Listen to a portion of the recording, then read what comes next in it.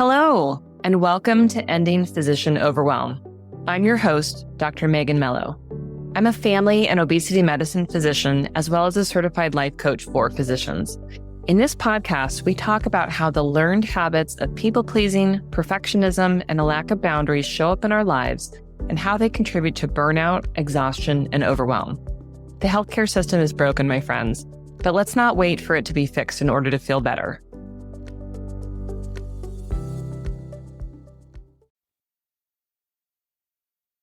Well, hello, my friends, and welcome to another special guest episode. I am so excited today to be joined by Dr. Sadaf Lodhi. Dr. Lodhi is a board-certified OB-GYN, as well as a sexual health coach and host of the Muslim Sex podcast. Dr. Sadaf has had over 22 years of experience in clinical medicine, as well as a coaching certification with Rutgers University and a sexual counseling and education certificate from the University of Michigan.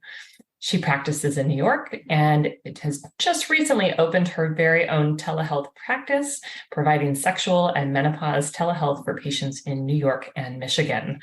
In addition to all of that, she also works as a boards examiner for the DO oral exams and writes test questions for the written components. Dr. Lodhi, thank you for joining me and welcome to the show. Thank you so much for having me, Dr. Mello. I really appreciate it. Yeah. So we always kick things off by, having people share their story, particularly around burnout and sort of the particular challenges you face. So many of us have, stories that overlap and have commonalities, but of course, each story is individual to you. So I'd love to hear a little bit more about what you've experienced. Yeah. So, I am a board certified OB-GYN, and I have been practicing outside of residency for now 19 years. And in the beginning, I was doing clinic and OB, and it was fine. And it was fine for a while. But then the first time I realized that things probably weren't the best is when I had my second son and he was sick. And I couldn't take time off.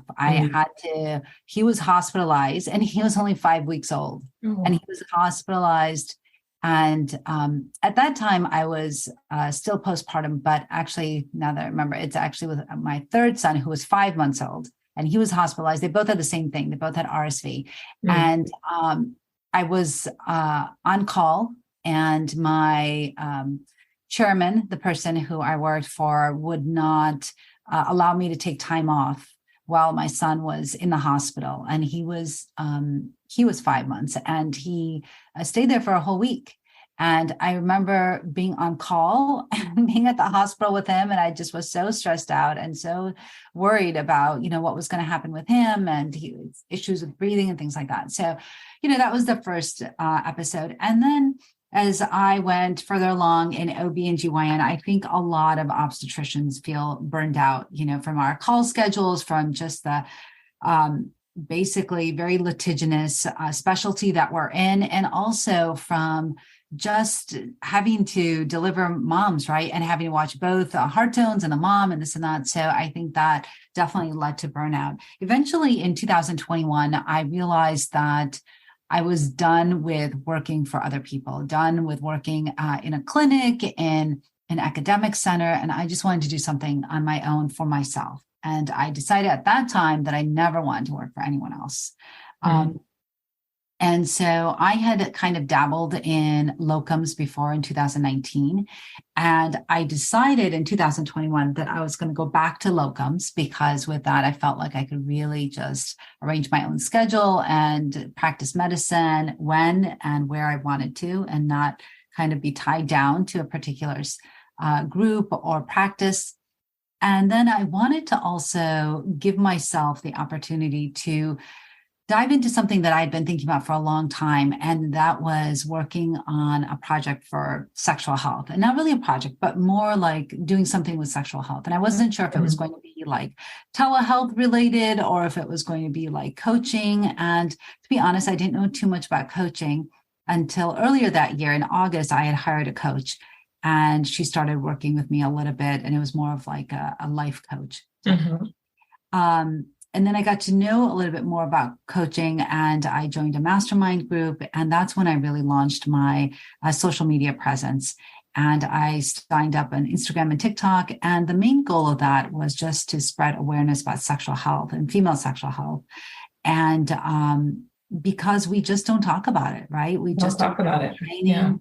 Yeah. It's taboo, regardless of what community you're part of, whatever society, that you, wherever you live. It's a huge taboo. And the images that we see are typically those on, media, like magazine covers, or, you hear about it in porn or about in the movies and things like that. And nobody really, actually talks about it and discusses it. And especially not like what happens with changes in women's bodies and in their lives, for example, as they go through menopause and postmenopause.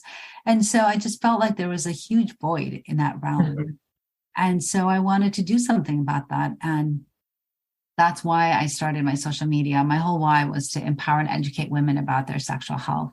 And then I decided that I would do coaching. And so that's when I applied to the Rutgers program and attained my certificate from there. And then I knew that with sexual health, I just didn't know enough, and I'm an OB-GYN, and I know in residency, we don't learn, at least when I was a resident, we didn't learn anything about sex or sexual health.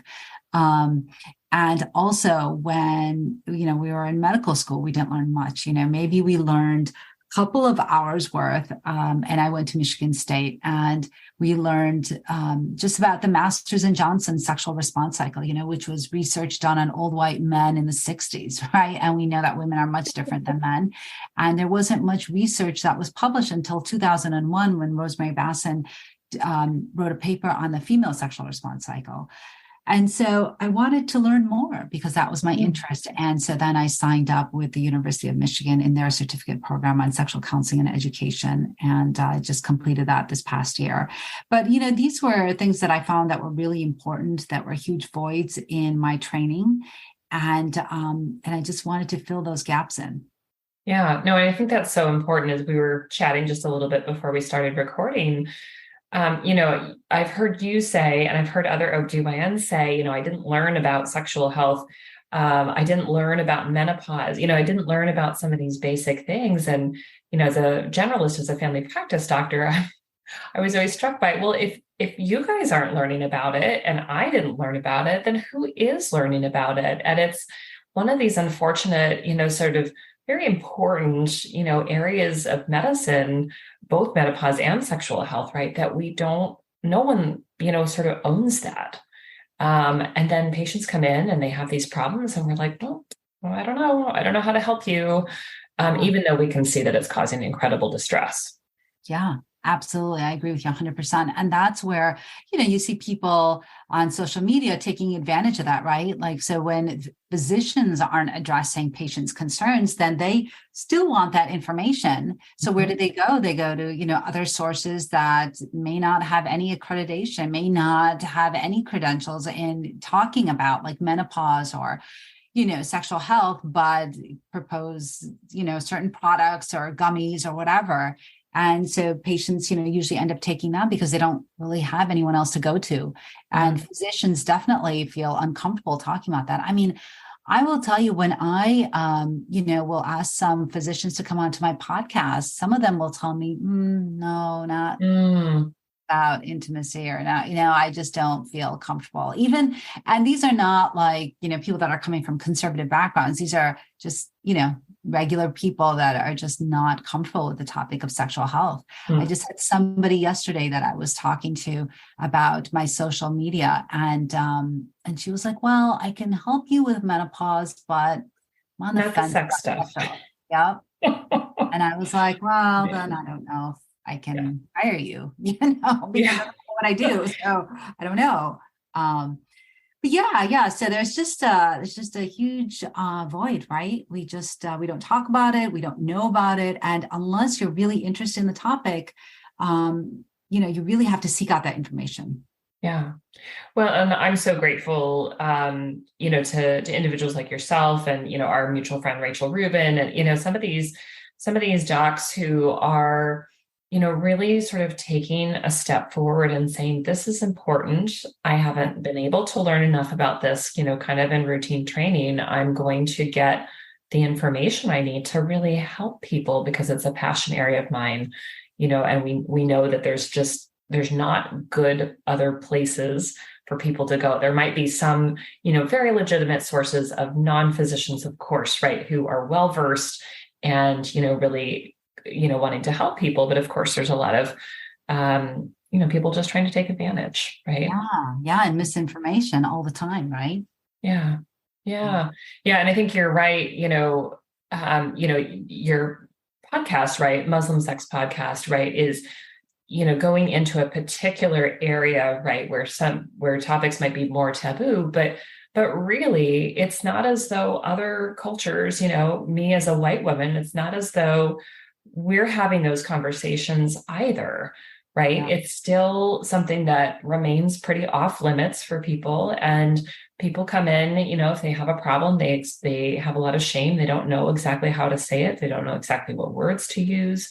They feel embarrassed for bringing it up, embarrassed for having a problem. We need to bust through that. But the only way we're going to do it is to bring it out into the open and talk about it. It turns out humans have sex, and if they don't have sex, then there's no more humans, right? Yeah, that's true. That is absolutely true and very profound.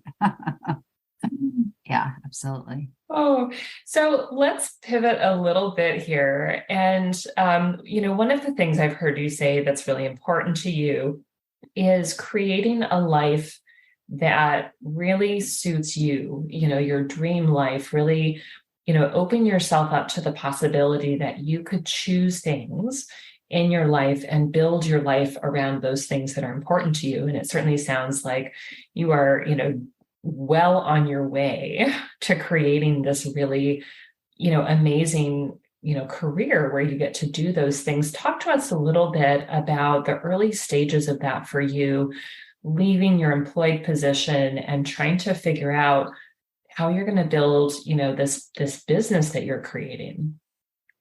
Yeah, so definitely there's a lot of fear, right? There is definitely that uncertainty, especially even with locums.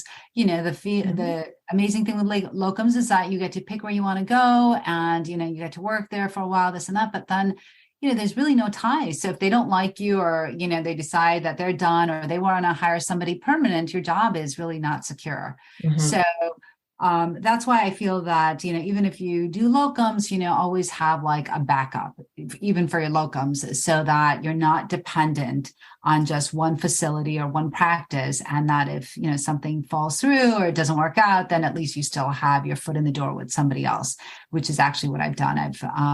I have 2 locums that I've been working at consistently, but I just make sure to keep ties with both. Mm-hmm. Yeah. Because there's no guarantees. And I know in medicine that there are never any guarantees. And so, I've done that for myself. Also, is just really having a belief that what you do is going to help people, right? Mm-hmm. And I firmly believe that what I'm doing with the sexual health and with menopausal health, that it is changing people's lives. It's improving their relationships. It's improving their marriage. Some of them are on the verge of divorce. I just spoke with a client yesterday that's on the verge of divorce. And so, these type of issues really impact people's lives and they really want help and they're seeking it. And because there aren't very many people discussing those topics, they have limited choices. So I think that, it really behooves us as physicians to discuss these topics and be able to offer solutions to our patients. And so, definitely a lot of fear, but also having the belief that what I do makes a difference. Mm-hmm. And just knowing that eventually, it'll take off. And sometimes it takes time. And a lot of times it takes time, believe me. So we can both speak to that. It takes time to build, what we're passionate about, and that's okay. Yeah, but you know what helps, I think, and that's where I met you, is having a community. I think entrepreneurship is so lonely, and it seems like, oh, wow, so-and-so's in a practice and they have colleagues that they can discuss their, concerns with and things like that. And here I am by myself and I don't know anyone else and I don't know anyone else going through this. And I think what has helped me the most and what I was seeking was actually a community of other physicians that are going through the same thing and to be able to bounce off ideas. I think for me, that has been probably the biggest shift is finding a community that you can relate to. And that it's okay to be vulnerable with, right? Mm-hmm. That you are honest and just say what your fears are, but then also discuss ways to overcome those fears and maybe just accept the fear, but then still be able to move forward. Right. And I think that has been really critical for me. And I think that has probably helped me the most. Yeah, and it sounds like really keeping that idea at the forefront that this is something that I am called to do, I'm called to help patients with, and I'm going to figure it out. I'm going to get the support I need. I'm going to be in a community, but I'm going to keep my eyes right on that goal, that it's so important for me to want to be able to help, the community that I want to serve. I know there's a number of people in my audience here who are in family medicine and wanting to create, kind of fourth trimester and breastfeeding medicine sort of practices. And it's, also a very similar, kind of idea of, we see that this cohort of women, kind of in that first early postpartum phase are not being, served well enough by the systems, the same way that, menopause isn't being treated that way in sexual health. I'm really wanting to create these places where they can provide care for women in the way that they want to be able to provide the support that maybe they themselves needed, in that part of their life. And just, I wonder from your perspective, having already sort of, made this part of the journey, like, what would you say to those of my audience who are listening and who are kind of in that boat? Because I know specifically there are a cohort of them. Yeah, I think, and I know it sounds almost cliche, but I really believe to really know why, right? To know your why. And I think that there's a viral TED talk that Simon Sinek did on knowing your why and knowing your audience and knowing why you do what you do. I mean, so many times, I'll be honest, as an entrepreneur, in the back of my mind, I'm like, oh, just forget all this, Too hard. I don't want to do it. Yeah. And just go back to being in practice with whatever and working for somebody else. And just, it's too hard to have to figure out everything on my own.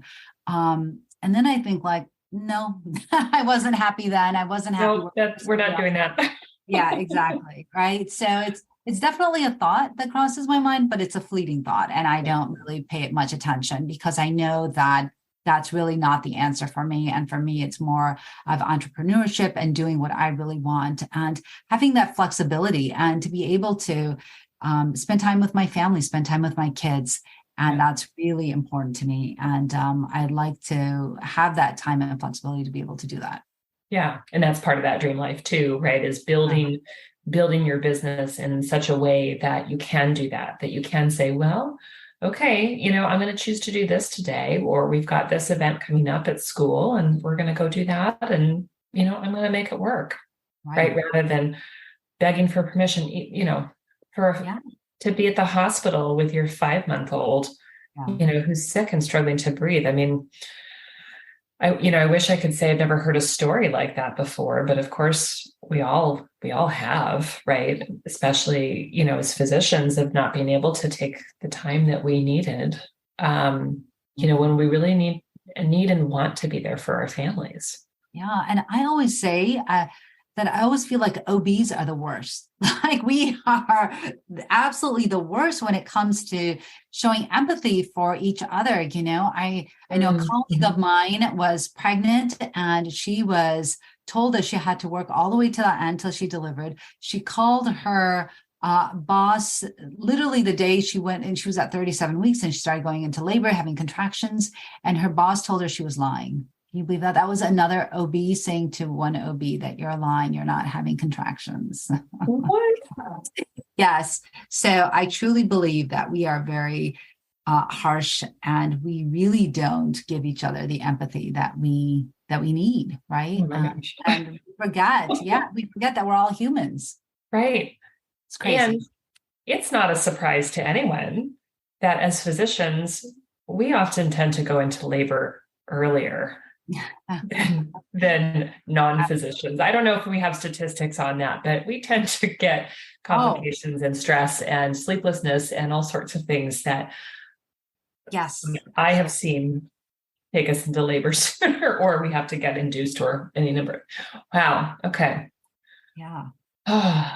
All right, I'm going to let that one go, but makes my blood boil a little bit. Yeah, it's crazy. Do you realize that I'm an OB-GYN and I know what a contraction is, or do you?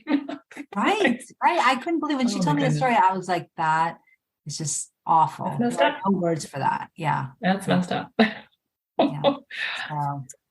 Yeah. Okay. Well, all right. Like I said, we're gonna let that one go, but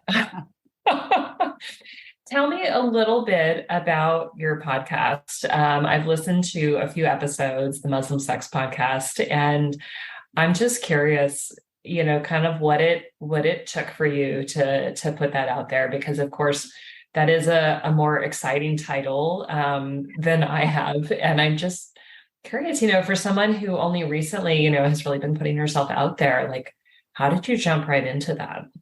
All right, really bold, right? I'll be honest. So this is what happened. This is how it came to be. So back in November of 2021, when I had just started my social media, I remember a friend of mine reached out to me, and she had some questions about like sexual health and stuff. So we were talking, and she said, and she's a layperson, and she was like, wouldn't it be awesome if we did a podcast? I'm like, oh yeah, totally. That'd be so great. Let's put a podcast together. And she's like, yeah. She goes, I go, gosh, what would we call it? And, and that's what we're thinking of names. And she's like, let's call it the Muslim Sex Podcast. I was like, no. She's like, yes, why? It's great. The title, it's like shocking, everybody's like, whoa, what the heck is this? And people definitely do not put Muslim and sex together. Right. And so, I was like, no, I don't really feel comfortable doing that. And she was like, no, we have to. And so we went around, with different names and this and that. And finally I was like, all right, and I actually did a poll with my friends and family members, whatever. And I was like, okay, this is what I'm thinking. I don't know. What do you guys think? And I had to really work with my own discomfort and sit in it and really just be like, okay, so what is it that I am really embarrassed about with this title? All right. So, and then I was like, all right, let's do it. Let's call it the Muslim Sex Podcast. And that's how it came to be. And so then we started out with topics of like obstetrics and gynecology. So the episodes like that started. So I started in January 2022. And so it's been around now for like 18 months. And initially we went through like all of these obstetric topics, and we went through all these gynecology topics. And then I was like, gosh, I'm like running out of topics. I don't know what else to talk about. And then I started meeting like fabulous physicians, and I started talking to them about different topics, and all relating to intimacy. So it's, about like anxiety in relationships and how that manifests. I had Dr. Rubin on that spoke about the clitoris. I had, lots of physicians on that, everything just kind of goes back to intimacy. I had a physician on recently that talked about eating disorders and how that affects intimacy and how that affects the body. I had somebody else. I actually had a cohort of mine from the sex counseling course that I took through the University of Michigan. And she came on, she's a sex therapist. And so she came on and she spoke about kink. And so lots of different topics, all relating to intimacy and how that impacts your life and intimacy. And so that's kind of what the podcast is all about. Awesome. Yeah. So if anybody hasn't checked it out yet, please go listen to the Muslim Sex Podcast. It's a great show, and I can't wait to see how it, continues to take off in its next 18 months. So let's talk, for somebody who's out there listening, who can hear part of their story in what you've shared, and, maybe they're experiencing burnout, maybe they have, a dream inside of them that feels like it's stuck, like they're wanting something different, but they don't know exactly what to do. Where would you advise people to get started? So you've pointed out, Simon Sinek's work on Know Your Why. What else would you suggest to somebody who's, kind of in that space? I think what I would recommend to that person is to really try to brainstorm and think about like what it is that you want, right? Mm-hmm. And what are the parts of your life that are important that you feel are not getting enough attention that you wish you could give more attention to. And then what would it take for you to change those things and create that time that you need for the things that are important to you? And then what does your life look like? Right. And if you could envision your perfect job, and right, we all know that there's no such thing as a perfect job, but maybe a close to perfect job. What would that look like? And what do you envision, yourself doing or doing maybe in 5 years? My goal, honestly, is to one day be able to spend my winters on the beach working. Yeah. Doing telehealth, doing coaching. And, but really, because for me, one of my values is freedom, but travel and, having that and the beach and the ocean. I just love all that. And I hope that one day I'm able to do that. And I think that really knowing yourself and really trying to understand what it is that's important to you. And I think that, maybe working with a life coach such as yourself, right? And trying to figure that out and trying to understand what it is that really moves you, motivates you, and you're passionate about, and then trying to bring that out, I think. Because when you're passionate about something, I feel like it really shows, and that you're really excited about it. And it doesn't feel like work, but it just feels like something that you just really love talking about. Yeah, I love that. And I hear those elements of it's not just what we want for our working life, it's what we want for our whole life, right? So we're not talking about moving to a beach and not doing anything, right? Because that's probably not realistic for most of us. But we are talking about how can I think differently? How can I include work and life stuff that I love, right? And blend those things together and really focus on, okay, what would that look like? What would it feel like? What would my days be like? And really sort of crystallizing and making it seem true. Yeah. Yeah. I love that. Well, this has been a lot of fun. Let my audience know if they are interested in learning more about you and your work, where they can find you. Yeah. So thank you. I am on social media. So I'm on Instagram and TikTok at Dr. Sadaf, SADAF, OB-GYN. And then I am on YouTube at Dr. Sadaf Intimacy Coach. I am also on, I am the host of the Muslim Sex Podcast. I have a website called drsadaf.com. And I am currently doing telehealth, so for patients in New York and in Michigan. So if anyone's out there and wants a practitioner that is comfortable talking about menopause and sexual health, definitely give me a call. Awesome. And we'll have links to all of that in the show notes. So thank you so much for sharing. And thank you so much for joining me today. Yeah, I really appreciate your time. Thank you so much for having me. Thank you. Yeah. All right, my friends, that's what we've got for you today. Thank you as always for tuning in. And until next week, have a good day.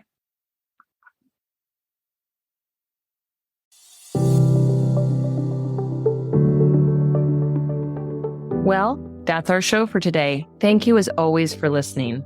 To learn more about my coaching programs, head to www.healthierforgood.com. And if you love this podcast, please drop us a review on iTunes or support the show by clicking the link in the show notes. Until next time, take care.